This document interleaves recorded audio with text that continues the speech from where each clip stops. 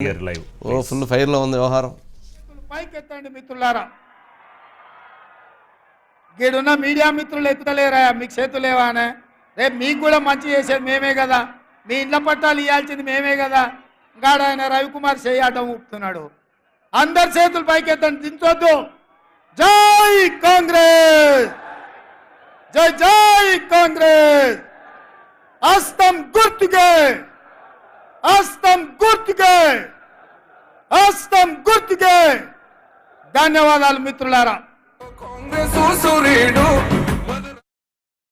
ముత్తాతలు ముఖ్యమంత్రులు కాదు, మా తాతలు ముత్తాతలు లక్షల కోట్ల రూపాయలు నాకు ఇయ్యలే. మా తాతలు ముత్తాతలు లేకపోతే నేను మా అయ్య పేరు చెప్పుకొని ఈ కుర్చీలో కూర్చోలే.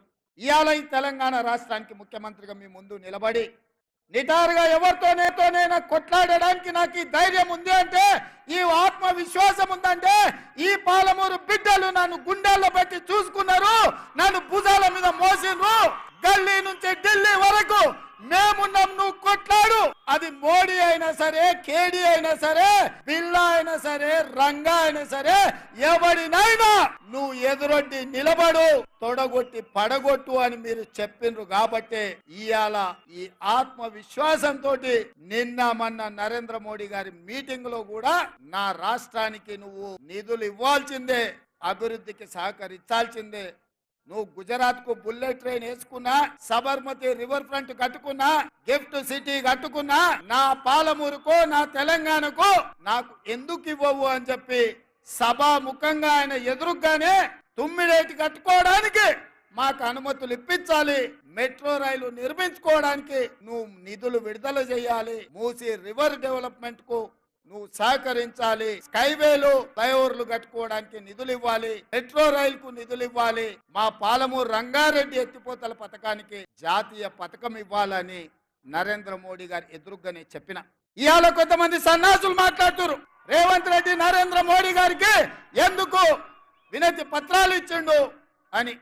నేను అడుగుతున్న సన్నాసులారా, నేను ఎక్కడ పోయి ఇంట్లో తలుపులు మూసి కడుపులో తలకాయ పెట్టి కాళ్ళు పట్టుకోలే, చెవులో గుసగుసలు చెప్పలే. బాజాబ్తా ప్రధానమంత్రిగా ఈ రాష్ట్రానికి వస్తే ముఖ్యమంత్రిగా నా బాధ్యతను నెరవేర్చిన. దానికి ఈయన కామెంట్ చేసిన కేటీఆర్ కామెంట్ చేసిన సందర్భంగా దానికి ఈయన కూడా కౌంటర్ ఇవ్వడం జరిగిందండి. రాష్ట్ర అభివృద్ధి కోసమే నేను మోడీ గారిని కలిశాను ముఖ్య బాధ్యతగా అని కేటీఆర్ ఈయన పెద్దన్నయ్య అన్నాం. దానికి ఏం సుధాకర్, అది ఈయన కేటీఆర్ గారు మాట్లాడింది అంటున్నాడు కదా సార్, మోడీ అయితే ఏంది, కేడీ అయితే ఏంది అనేది మాట్లాడుతున్నాడు. కేటీఆర్ బయట కూడా ఉంది. ఒక్క నిమిషం అంటున్నాడు కాబట్టి నిన్న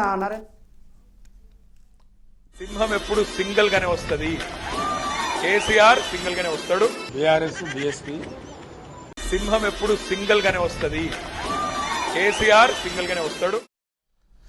ఏం సుధాకర్, ఎవరు సింహము ఎవరు సింగిల్గా వస్తున్నారు? మరి సింహం సింగిల్గానే వస్తుందంటే మరి కాంగ్రెస్ పార్టీ ఏమైనా సింగిల్గానే ఉంది, మరి కేసీఆర్ గారు ఏమన్నా ఏనుగుని ఎక్కించుకున్నారు మీద. మరి కారు మీద ఏనుగు ఎక్కిన ప్రమాదమే, ఏనుగు మీద కారు ఎక్కిన ప్రమాదమే, రెండు ప్రమాదమే. సరే ఏంటి పరిస్థితి మరి ఈ రకమైనటువంటి ఈక్వేషను?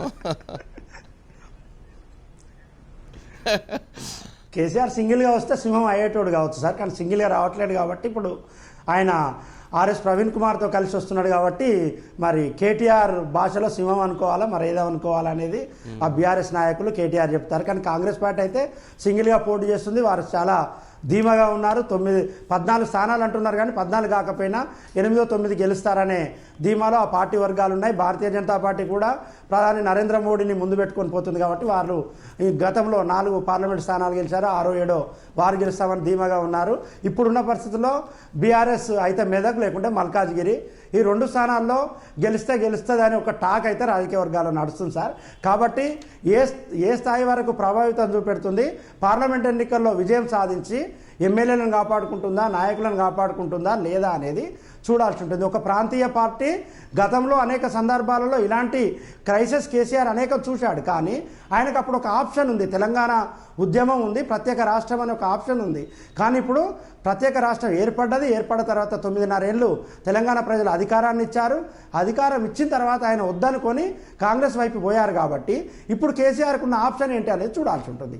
అయితే కాంగ్రెస్ లేకుంటే బీజేపీ అనే భావనలో తెలంగాణ ప్రజలు ఉన్నారు. కాబట్టి కేసీఆర్ ఇప్పుడు పార్టీని ఎలా పునర్నిర్మిస్తారు, అదేవిధంగా ఎలా ఆ పార్టీని ముందుకు తీసుకెళ్తారు అనేది ఇప్పుడు చూడాల్సి ఉంటుంది సార్. ఇప్పుడు మరి కానీ రేవంత్ రెడ్డి గారు మాత్రం నిన్న ఏదైతే ప్రధానమంత్రి గారిని కలిసిన విషయంలో నేను పోయి లోపల ఎక్కడ గదుల్లో తలుపులు పెట్టి కాళ్ళు పొట్టలో పెట్టలేదు అని చెప్తా ఉన్నారు. అంటే గతంలో మోదీ గారు కనుక ఒకసారి ఇక్కడికి వచ్చి కామెంట్ చేశారు కదా, మా కుమారుని ముఖ్యమంత్రిని చేయమని అడిగారు, నన్ను వచ్చి రిక్వెస్ట్ చేశారు అని ఆయన చేశారు. సరే, ఆ రిలేటెడ్గా వీరు నేనేం గదుల్లోకి పోయి మాట్లాడలేదు, నేను ఓపెన్గానే మాట్లాడాను, రాష్ట్రం కోసమే మాట్లాడాను అనేది ఈయన హాట్ కామెంట్స్ రైజ్ చేసినట్లున్నారు. అంతేనా? దాన్ని దృష్టిలో పెట్టుకొని మాట్లాడారు అనుకోవాలా? 2014 ఎన్నికల్లో గెలిచిన తర్వాత కేసీఆర్ ఢిల్లీకి వెళ్ళి ప్రధాని నరేంద్ర మోడీ దగ్గరికి బోయినపల్లి వినోద్ కుమార్ ఇలాంటి నాయకులను తీసుకెళ్ళిన తర్వాత శాల్వా కప్పి బోకే ఇచ్చిన తర్వాత ఆ నాయకులందరికీ బయటికి పంపించి కేసీఆర్ నరేంద్ర మోడీతో సింగిల్గా భేటీ అయ్యారు. భేటీ అయిన తర్వాత నరేంద్ర మోడీ కూడా కేసీఆర్ ఒక పిక్చర్ చూపించారు. భారతదేశ వ్యాప్తంగా కాంగ్రెస్ పార్టీని ఎలా క్రమేపీ క్లోజ్ చేయాలి, అదేవిధంగా బీజేపీకి సంబంధించిన కూటమి ఎలా పైకి రావాలనేది అప్పుడు వార్తలు వచ్చాయి సార్. వచ్చిన సందర్భంలో మళ్ళీ రెండోసారి అధికారంలోకి వచ్చిన తర్వాత ఆయన నేరుగా ఢిల్లీతో కేసీఆర్ రెడీ అనే ఒక నినాదాన్ని తీసుకొని దేశవ్యాప్తంగా పర్యటనలు చేసి బీజేపీయేతర కాంగ్రెసేతర ఒక కూటమిని తయారు చేస్తాను, ప్రధానిగా కేసీఆర్ రాబోతున్నాడంటూ ఆ పార్టీ శ్రేణులు చాలా ప్రచారం చేశారు. చేసిన తర్వాత మళ్ళీ మోడీ దగ్గరికి వెళ్ళి నా కుమారుణ్ణి ముఖ్యమంత్రిని చేస్తాను, నేను మీ సహకారం ఉండాలని మోడీని అడిగినట్టుగా మోడీనే బహిరంగ సభ వేదిక పైన చెప్పారు. కేసీఆర్ ఈ రాత్రిష్ట ముఖ్యమంత్రి కేసీఆర్ నా దగ్గరికి వచ్చారు, చాలా విలువైన ఒక శాల్వా కప్పారు, అదేవిధంగా ఒక పెద్ద బోకే ఇచ్చారు, ఇచ్చి నా కుమారుణ్ణి సీఎం చేస్తాను, మీరు సహకరించాలి అని నన్ను అడిగాడు. కానీ నేను వారసత్వ రాజకీయాలకు వ్యతిరేకం, కుటుంబ పాలనకు వ్యతిరేకం కాబట్టి నేను ఒప్పుకోలేదు అంటూ అప్పుడు నరేంద్ర మోడీ స్పష్టం చేశారు. ఇప్పుడు ముఖ్యమంత్రిగా ఉన్న రేవంత్ రెడ్డి అదే విషయాన్ని స్పష్టం చేస్తున్నాడు. నేను ప్రజలలో మోడీని కలిశాను, ఆయన ప్రధానమంత్రిగా రాష్ట్రానికి వస్తే ముఖ్యమంత్రిగా రిసీవ్ చేసుకోవడం నా బాధ్యత, ఆయన రిసీవ్ చేసుకున్నాను, అధికారిక కార్యక్రమాల్లో పాల్గొన్నాను, నా రాష్ట్రానికి రావాల్సిన ప్రాజెక్టుల గురించి ప్రస్తావించానని ఆయన చెప్తున్నాడు సార్. ఓకే.